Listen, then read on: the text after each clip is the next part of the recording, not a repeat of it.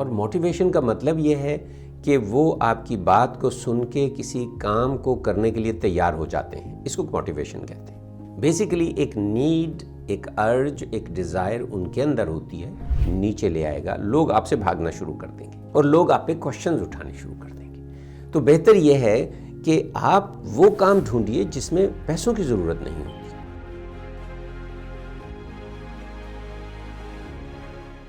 Welcome to motivation with doctor Nasr Shahid. ہم نے پچھلے ویلاگ میں سرکل آف انفلوئنس کی بات کی اور سرکل آف کنسرن کی بات کی. آج میں آپ کو بتاتا ہوں کہ کون سے وہ ٹولز ہیں جن کو اگر آپ بہتر کر لیں اور اس ٹولز کو ڈیولپ کر لیں تو آپ کا سرکل آف انفلوئنس بڑھ سکتا ہے. یہ ٹولز میں نے خود ایکسپیرینس کیے ہیں اور میں آپ کے ساتھ شیئر کر رہا ہوں.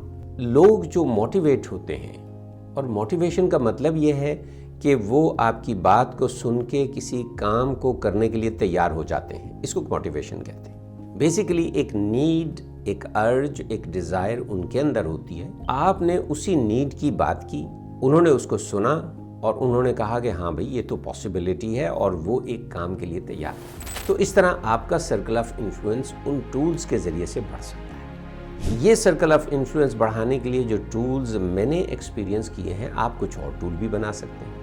اپنے ارد گرد لوگوں کی لسٹ بنانا، یہ سب سے پہلا سٹیپ ہوگا، اور پھر ان کی نیڈز کی لسٹ بنانا، یہ دوسرا جو ہے وہ سٹیپ ہوگا. عام طور پر وہ نیڈز جن پہ آپ کے میٹیریل ریسورسز لگتے ہیں ان کو آپ دوسرے نمبر پہ رکھیے. پہلے نمبر پہ وہ نیڈز رکھیے جن پہ کوئی پیسوں کی ضرورت نہیں ہے. دیکھیے، یہ جو روپے، پیسے، ڈالر، جب یہ کسی کام میں پہلا آپ کا کنسرن بن جائیں تو وہ کام ایوائڈ کیجیے، کیونکہ اس میں ظاہر ہے کہ آپ ریسورسز خود اتنے ہوتے نہیں ہیں اور دوسروں سے آپ کو فنڈ ریزنگ کرنی پڑتی ہے.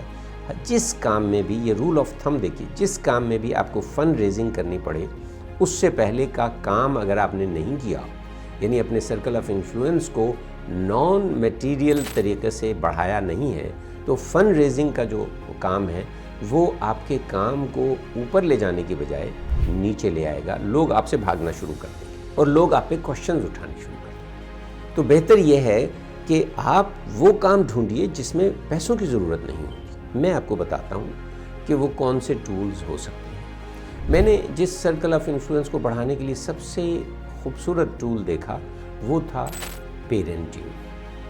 تقریباً ہر نیا کپل، ایک تو وہ جوان لوگ ہوتے ہیں، ہر نیا کپل جو ہے وہ پری آکوپائڈ ہوتا ہے کہ ان کی نیکسٹ جنریشن جو ہے وہ زیادہ بہتر ہو، ان کی ایجوکیشن زیادہ اچھی ہو، ان کی تربیت زیادہ اچھی ہو، وہ ایک بڑی اچھی شخصیت کے مالک ہوں. تو یہ کنسرن، یہ نیڈ، یہ ڈیزائر تقریباً ہر نئے کپل میں ہوتی ہے. لیکن پرابلم یہ ہوتا ہے کہ اپنی اس وقت وہ ایک پروفیشنل، ایک کیریئر سٹرگل میں ہوتے ہیں، ان کا آپس میں بھی رشتہ اتنا قائم نہیں ہوا ہوتا. اس دوران میں 2-3 بچے ہو جاتے ہیں. پیرنٹنگ ایک ایسا ٹول ہے جس کے ذریعے سے آپ اپنا سرکل آف انفلوئنس سوسائٹی کے، اپنے ارد گرد رہنے والوں کے ان لوگوں میں جو ریئلی میٹر کرتے ہیں، جو ریئلی امپورٹنٹ ہیں، ان میں آپ کا سرکل آف انفلوئنس بڑھ جائے گا. اب دیکھیے نا، فرض کیجئے آپ کے گرد کوئی 100-200 لوگ ہیں جو آپ کو جانتے ہیں کسی وجہ سے، مسجد کی وجہ سے، پرسنل کیریئر کی وجہ سے، آپ کی رشتہ داری کی وجہ سے، آپ کی دوستی کی وجہ سے، کسی کامنیلٹی کی وجہ سے وہ آپ کو جانتے ہیں. اب ان میں وہ لوگ جن کی ڈیزائر ہے کہ ان کے بچے ایک اچھے سٹیزن بنیں، ان کے ساتھ جب آپ کا لنک ہوتا ہے اور آپ کو پتہ چلتا ہے کہ آپ کے پاس پیرنٹنگ کا ایک سکل ہے، تو پیرنٹنگ کی ورکشاپس کرنا، پیرنٹنگ کے لیے ریسرچ کرنا اور اس کو شیئر کرنا دوسرے لوگوں کے ساتھ ایک سسٹمیٹک طریقے سے ہم اپنا سرکل آف انفلوئنس بڑھا سکتے ہیں. تو ہم نے یہاں پر یہ کیا کہ اپنے پیرنٹنگ کی اس سکل کو، اس ٹول کو زیادہ سے زیادہ سائنٹیفک اور اچھا بنایا. اس میں ریسرچ کی اور بتایا کہ پہلے سال کے بچے کو اس طرح پالنا ہے، دوسرے سال کے بچے کو اس طرح پالنا ہے، 10 سال کے بچے کو اس طرح پالنا ہے. یہ وہ چیزیں ہیں جن میں جو پیرنٹس جو ہیں کنٹریبیوٹ کر سکتے ہیں اپنے بچے کی نرچرنگ میں، اس کی شخصیت کے بڑھانے میں. تو اس طرح آپ کا سرکل آف انفلوئنس بہت اچھا ہے. تو یہ ایک ٹول ہے. میں صرف ایگزامپلز کے طور پر چند ٹولز کا ذکر کروں گا. ایک ٹول یہ ہو سکتا ہے کہ جیسے میں نے جو ہے اپنی میڈیسن کا میرا سکل ہے، تو میں نے میڈیسن کی سکل کو استعمال کر کے سوچا کہ میں میڈیسن کو اس طرح استعمال کروں کہ لوگوں میں بیماریاں پریونٹ ہو سکیں. پریونشن اور پریونشن کے علاوہ ان میں ایک ویل بینگ کا کانسیپٹ آئے، تو میں نے اپنے ریسرچ کر کے ایک مینٹیننس آف ویل بینگ کا ٹول دریافت کر لیا. اب اس مینٹیننس آف ویل بینگ کے ٹول کے ذریعے سے میں ان لوگوں میں جو اس طرح کی چیزوں کی ڈیزائر رکھتے ہیں انفلوئنس اختیار کر گیا، اور اس طرح ان سے میں کنیکٹ ہو گیا. یہ دوسرا ٹول ہو گیا.